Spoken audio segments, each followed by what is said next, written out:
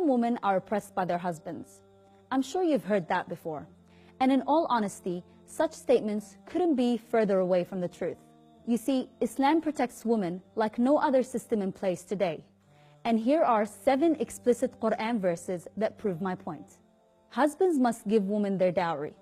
Unlike the traditional understanding of a marriage dowry, whereby a woman must give her husband a bridal gift of value upon marriage, Islam reverses that concept, whereby it is the husband who must pay his wife whatever sum of money she requests. Not only is a man obliged by law to give his bride-to-be this dowry, but the Quran also states he must do so graciously without expressing any dissent. A woman must not be restricted from her wealth. Upon receiving her dowry, the husband is also prohibited from touching this wealth entirely. In fact, the Quran mentions that even if she received an immense sum of money, the prohibition still applies. Husbands must always treat women with kindness.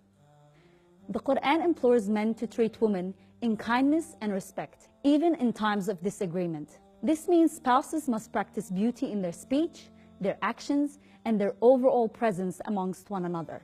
The end of forced marriages. Prior to Islam, following the death of a woman's husband, the husband's family would inherit her as a widow.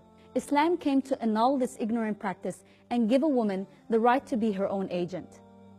In fact, Islam gave women the right to choose their own husbands, as clearly shown by the great statement of the Prophet Muhammad ﷺ.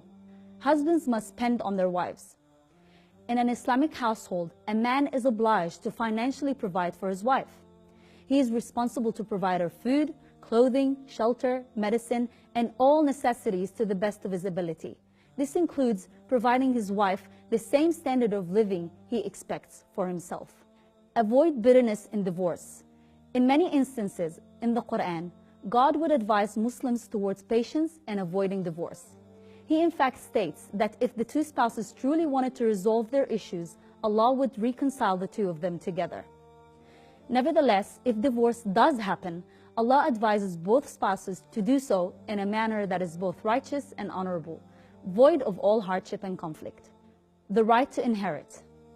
Prior to Islam, women would be quite restricted when it came to what wealth they could inherit following the death of their husbands.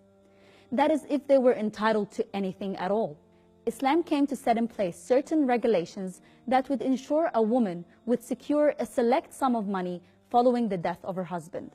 The amount a woman receives would of course vary according to different circumstances. So while yes, some Muslim women, like all other women, may be oppressed in their homes, clearly it has little to do with Islam and more to do with our lack of Islam. May Allah enlighten us all with the true teachings of Islam and restore peace and happiness in all homes and families.